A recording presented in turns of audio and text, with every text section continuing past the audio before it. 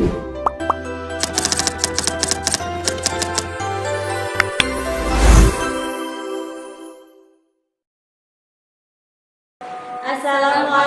warahmatullahi wabarakatuh.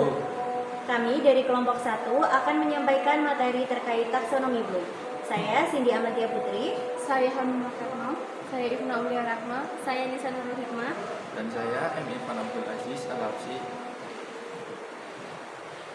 Baik, langsung saja. Materi yang pertama adalah tentang taksonomi Bloom. Taksonomi Bloom adalah sebuah struktur hierarki untuk tujuan pembelajaran, yaitu menyampaikan atau memperkenalkan konsep kemampuan berpikir peserta didik, mulai dari yang paling rendah sampai yang paling tinggi. Kemampuan atau konsep dari taksonomi Bloom pertama kali diperkenalkan oleh Benjamin S. Bloom pada tahun 1956. Namun seiring berjalannya waktu, pada tahun 1994 terjadi perubahan atau penambahan yang dilakukan oleh Lorin Anderson mengikuti perkembangan zaman. Perbedaan dari taksonomi Bloom sebelum dan sesudah revisi. Pada sebelum revisi, taksonomi Bloom lebih berorientasi pada kemampuan berpikir peserta didik, yang mana kita tahu bahwa C1 atau kognitif 1 lebih menekankan pada konsep peserta didik dalam mengingat. Kata kerjanya di antara lain adalah menyebutkan, mengidentifikasikan, dan masih banyak lagi. Contohnya, setelah melakukan pembelajaran, peserta didik mampu menyebutkan 7 besaran turunan. Kemudian yang kedua ada pemahaman atau C2, yaitu kemampuan untuk menjalankan informasi yang sudah dipelajari dengan kata-kata sendiri. Contoh kata kerjanya yaitu membedakan, menyimpulkan, dan menjelaskan. Contohnya, siswa bisa menyimpulkan pengaruh suhu menjadi zat setelah percobaan.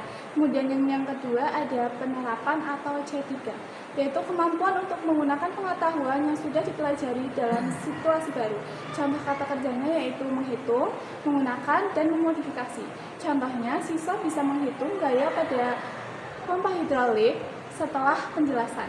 Yang keempat ada analisis atau C4, kemampuan untuk memecah informasi menjadi bagian-bagian dan memahami hubungannya.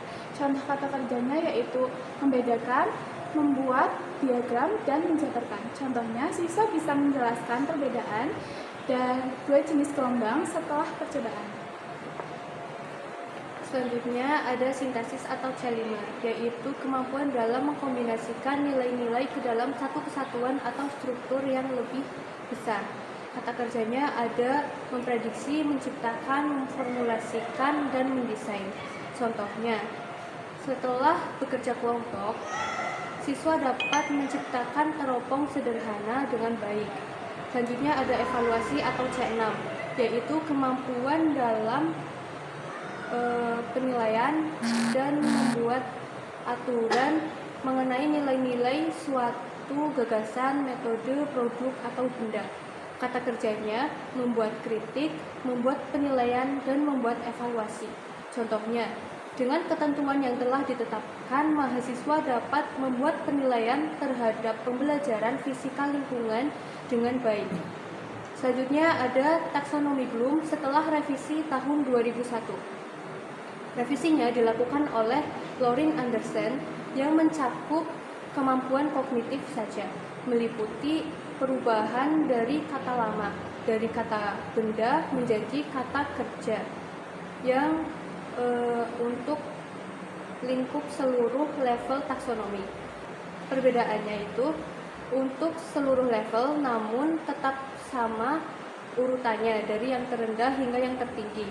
Perbedaan yang mendasar itu pada level 5 dan level 6. Selanjutnya urutan level dari yang terendah ke yang tertinggi. Yang pertama, mengingat. Kategori mengingat ini yaitu mengambil informasi dari memori jangka panjang atau mengenali dan mengingat kembali pembelajaran yang telah mereka miliki. Terus yang kedua, memahami. Peserta didik bisa dikatakan memahami, yaitu membangun makna dari pesan melalui berbagai bentuk penyajian yang biasanya peserta didik itu menghubungkan pengetahuan yang sudah mereka miliki dengan pembelajaran yang baru. Selanjutnya itu mengaplikasikan. Peserta didik dengan menggunakan pengetahuan prosedural dalam bentuk yang sudah dikenal. Yang selanjutnya yaitu menganalisis. Menganalisis menguraikan materi ke bagian-bagian, lalu melihat hubungan antara bagian. Yang selanjutnya mengevaluasi. Mengevaluasi membuat penilaian berdasarkan kriteria tertentu seperti kualitas atau efektivitas. Yang selanjutnya mencipta, menyusun elemen bagian bentuk baru yang utuh dan orisinal. Baik, itu tadi penjelasan terkait taksonomi Bloom sesudah dan sebelum revisi. Kami ucapkan terima kasih, mohon maaf atas segala kekurangan. Wassalamualaikum warahmatullahi wabarakatuh.